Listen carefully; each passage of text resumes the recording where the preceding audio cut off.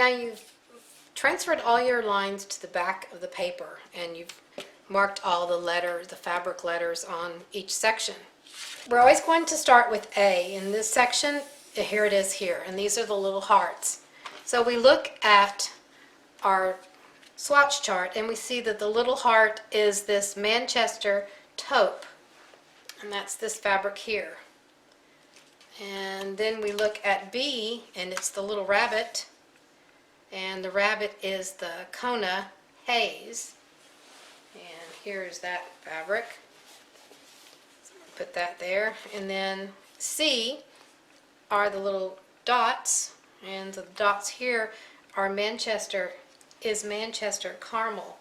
We'll put these, take these to the side, and we're going to work one at a time. I constantly check to make sure I've got the right fabric for the right section. So this is section A, it's the heart, and it's the Manchester taupe. Whenever we measure for our fabric, we're going to always put the wrong side up. Now, none of these fabrics have, that I'm using, none of these fabrics have a wrong or right side. But just be aware of that when if you have a fabric that is a wrong or right side. What we need to do is cover this entire section, and we need to go further on these sides of A, section A. So I'm going to move this, and we can see if I fold on this line on the side of A and fold this up, I can see I have plenty of fabric over here.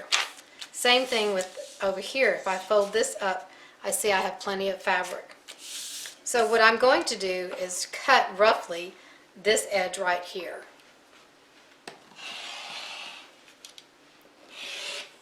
Now we have fabric A cut. And what I'm going to do is look for B. So this is the line between A and B, and we'll want that line to be fairly straight. I'm taking a friction pin, and I'm going to mark over here, and I'm writing letter A. So what that tells me is this fabric is for section A, and this is the wrong side because I've marked on the wrong side. And this area over here is what will be the line, the first sewing line that we'll work on. So take this and set it to the side. Now we look at section B, and our fabric B is the rabbit, so it's the Kona haze. And this is the same thing. We want to get all of this section underneath. So I'm putting this underneath this, and I'm going to move it over because I know I only need a 1/4 inch or so on this side, and then the rest over here. So I'm going to move this over where this line is parallel to the edge of the fabric. I'm going to move this up some. Then I'm going to just use this ruler to help me gauge how big, and I'm going about another 1/2 inch outside of the cut line. So let's cut this, and then just cut this side here. So let's move this away, move this away, and if I separate these now, you'll see the shape of this B area is roughly the same shape as this. So now we're going to put the B over here. This is near the line between A and B, so we're going to put B here. And this tells us that this is the line between A and B. This is the wrong side, and it's section B. Okay, so we'll put that, stack that over here.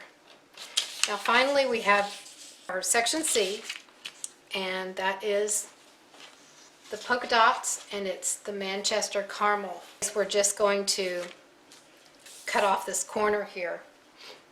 So we have extra fabric here, and we're going to cut along here, and if I put my template over this sewing line and fold this up, you see I have plenty of fabric under here. So what I'm going to do is just cut this like this. So that's how much I cut it. Put this back, and now I'm going to cut this side over here. And here's the line between C and A. We're going to mark this side here. This is C. This tells us that this is the line we're going to stitch between A and C, and this is the wrong side here. Now stack your pieces, or in this case it's C, then we'll put B and A, and we still have everything wrong side up, and we're going to start piecing. Section A, you always start with section A, and section A is done just a little bit different than all the other sections. We're going to take section A, and remember this is the wrong side up, and because we see our A that's lettered here, and we're going to place this on top. And then we're just going to take our glue stick, put a little glue under section A. It's a big section, so I put a little extra glue. And then just glue that down here. Okay, so that's what you do with A. Now we find B, and here's the line between A and B. We're going to be working with this line. So we take the line and we make sure it's horizontal to us with A at the bottom and B at the top. A already has its fabric, and we're going to add the B fabric. And so that the fabric you're adding is going to be on top of the line, and the fabric you've just already added is going to be at the bottom of the line. So I'm going to take my fold template and place it on the line, and then fold this over the line. And here you can see why we marked the letters. So this tells you that this is section B here. Now I'm going to take my ruler, and this ruler has a 1/4 inch mark. It's called the I Love My Quilting Friends ruler. I like this ruler because it has a nice 1/4 inch marking right here. And we're going to use the 1/4 inch marking, and we're going to line it up along this fold line, just like that. Let me move this down a little bit. So line up the 1/4 inch line with the fold of the paper. Then take your rotary cutter and you trim off. So what you have now is, this is your stitching line that's folded on, and you have your 1/4 inch seam allowance. Then you can take your fold template out. Now we want fabric B, and so we looked at, we have this as the wrong side facing up. For everything after A section, you need to work with the right side up. So we're going to take B, and if you look here, you can see this is the straight line you marked here. So here's your straight line here, and you see how it's a mirror image of each other. So what we're going to do is take B and flip it over. Now if you can see, this shape matches this shape. The shape on the left of the paper matches this shape. So we're going to take this and move this over, and you just trim this 1/4 inch. So you line up the top as close as you can. It doesn't have to be perfect. And so we lined up this edge. Now we're going to check that this section B is covered with fabric underneath. And to do that, we're going to put our ruler on the edge of this B line and pick up the fabric from A and the paper from A. And you'll see the fabric for B poking out underneath. So you can see you have a lot of room here. Now let's test this one over here. You see this is the edge of B on this side, and you can see the fabric from B is poking through underneath here. And you can also see the fabric poking through down here. If you lift this up, you'll see. And so we see we have plenty of fabric totally covering underneath.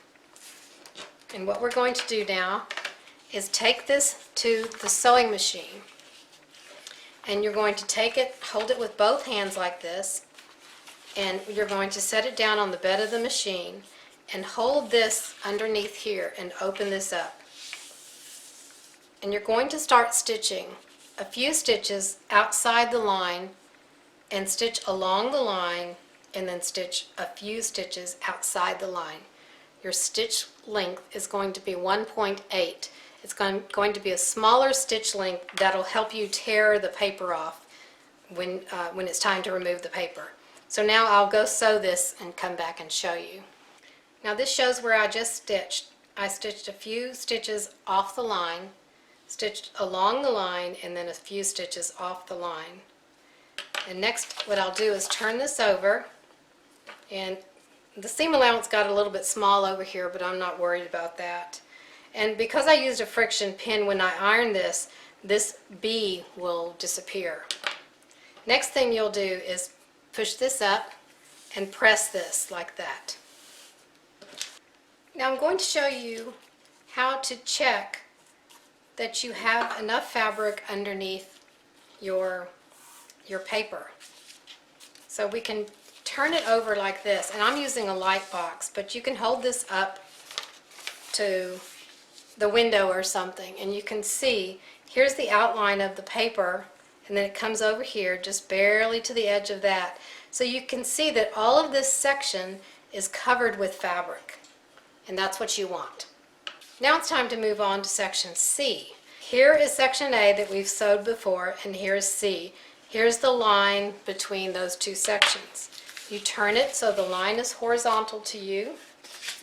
You take your fold template and place it on the stitching line and fold this back. And then you're going to put your 1/4 of an inch and trim.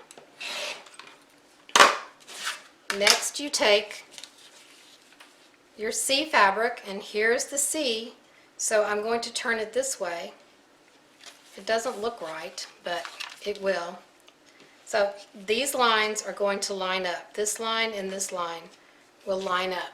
Remember that this is the wrong side and we need to turn it over so we have the right side facing up. Put this down here a little bit, and we pick this up and match the top. And now we're going to check to make sure we've got all the fabric underneath. So I'm putting my fold template along the edge here, and I'm going to fold up the paper and the fabric, and you see that you have your fabric C is under there. There's plenty of space. And let's move it over here to this other side. Fold this up, and you see you have plenty of fabric underneath here too. Okay. Then you're going to take this to the machine and stitch it the same way. So here's the piece. I've stitched it and I've pressed it, and this is what it looks like from the right side. Now we're going to trim it, and we're also going to use this small ruler to trim it, and I'll show you how to trim when the ruler is short. We're going to line up the 1/4 inch mark along this solid line. Remember, the solid lines are always the stitching lines. This line, the dotted line, is the cut line. So I take my 1/4 inch and I line it along the solid line, and then I'm going to trim it off. So there, I've trimmed it to a 1/4 of an inch. Turn it around. Let's do this side, and I'll show you how to use a short ruler on a long piece of fabric. Line up your 1/4 inch line and start cutting, and stop and leave your rotary cutter where it is, and slide your ruler, and you can see you can pivot that ruler against the rotary cutter, and then you line up the edge here on your 1/4 inch line up here, and then continue cutting. So there's your 1/4 inch. Do the same thing for this side. Line up the 1/4 inch and cut. And let's do this one. Line up the 1/4 inch, cut and stop, and slide over and pivot till it's on the line, and then finish your cut. So now this unit is complete, and we put it to the side, and we'll go and stitch the other units.